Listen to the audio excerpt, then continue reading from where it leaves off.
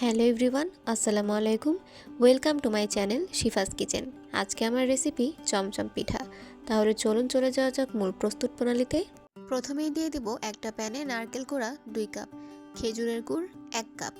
আপনারা গুড়ের পরিবর্তে এটা চিনি দিয়েও করে নিতে পারেন, তবে গুড় দিয়ে করলে ফ্লেভারটা আরও ভালো হবে। তারপর দিয়ে দিব মুখ ফাটানো এলাচ 3টি, তেজপাতা একটি মাঝখান দিয়ে কেটে দিয়ে দিব। তেজপাতা কিন্তু অপশনাল, আপনাদের ভালো না লাগলে এটা স্কিপও করতে পারেন। তারপর সবগুলো উপকরণ একসাথে ভালো করে নেড়েচেড়ে নিব। তারপর ভালো করে নেড়েচেড়ে তার মধ্যে দিয়ে দিব লবণ স্বাদ মতো। এখানে কিন্তু লবণটা আমি স্কিপ করে ফেলেছি, আপনারা কিন্তু লবণ দিয়ে দিবেন। লবণ দিলে কিন্তু মিষ্টিটা ব্যালেন্স হয়ে যায়। তারপর অনবরত নাড়তে থাকতে হবে যতক্ষণ না পর্যন্ত গুড় গলে না যায়। দেখতেই পাচ্ছেন গুড় কিন্তু গলে গিয়েছে। এখন আমি এর মধ্যে দিয়ে দিব গুঁড়া দুধ 3 টেবিল চামচ। গুঁড়া দুধ দিলে কিন্তু এটা খেতে আরো ভালো লাগবে।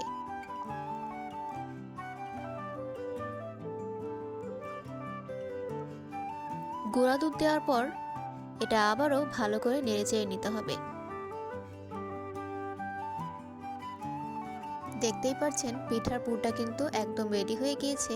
এটা এখন নামিয়ে রাখবো, চলে যাব ডো তৈরি করতে। তার জন্য একটি প্যানে দিয়ে দিব তরল দুধ 2 কাপ। আপনারা চাইলে পানি দিয়েও করতে পারেন। দিয়ে দিব স্বাদমতো লবণ। তারপর দিয়ে দিব সুজি 1 কাপ। সুজিটা দিয়ে অনবরত নাড়তে থাকতে হবে, তা না হলে সুজিটা কিন্তু জমাট বেঁধে যাবে। দেখুন সফট একটা ডো হয়েছে। আমি এখন ডোটা একটি প্লেটে উঠিয়ে নিব।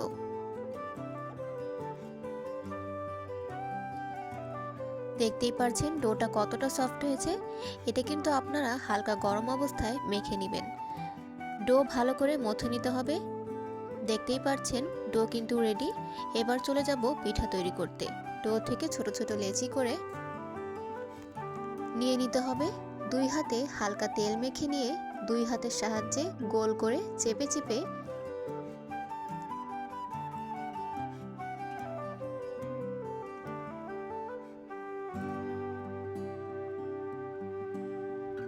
বাটির শেপ দিয়ে নিতে হবে।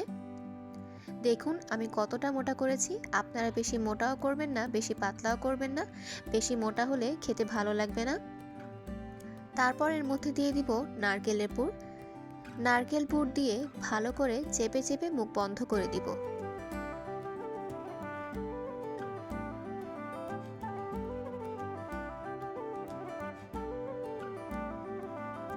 আপনারা চাইলে আপনাদের পছন্দ মতো শেপ দিয়ে নিতে পারেন। আমি এমন শেপ দিয়েছি, আপনারা চাইলে পছন্দ মতো যে কোনো শেপ দিয়ে পিঠা তৈরি করে নিতে পারেন।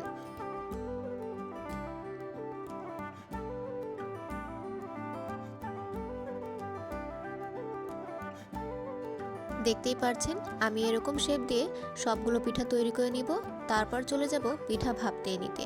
তার জন্য আমি রাইস কুকারের স্টিমারের উপর হালকা করে তেল ব্রাশ করে নিব, যাতে করে পিঠাগুলো লেগে না যায়। দেখতেই পাচ্ছেন আমার সবগুলো পিঠা কিন্তু রেডি। এখন আমি সবগুলো পিঠা একটা একটা করে ভাপে দিয়ে দিব।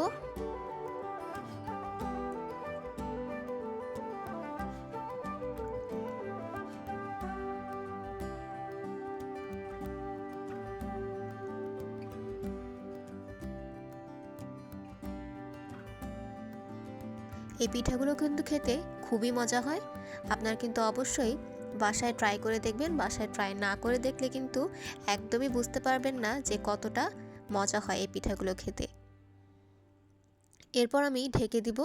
ঢেকে দেওয়ার পর ঢাকনার উপরের ছিদ্র দুইটা লবঙ্গ দিয়ে বন্ধ করে দিব, যাতে ভেতরের বাষ্পটা বাইরে আসতে না পারে। কিছুক্ষণ লো হিটে রেখে আবারও চলে আসলাম। দেখতেই পাচ্ছেন পিঠাগুলো কিন্তু হয়ে গিয়েছে। আর পিঠাগুলো কিন্তু এখন আর একটু বড় হয়ে গিয়েছে। তখন আমি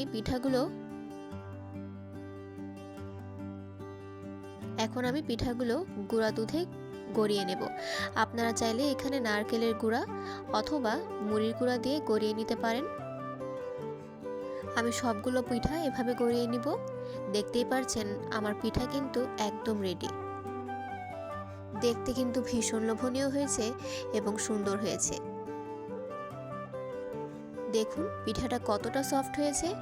এই পিঠা কিন্তু মুখে দিলেই মিলিয়ে যাবে।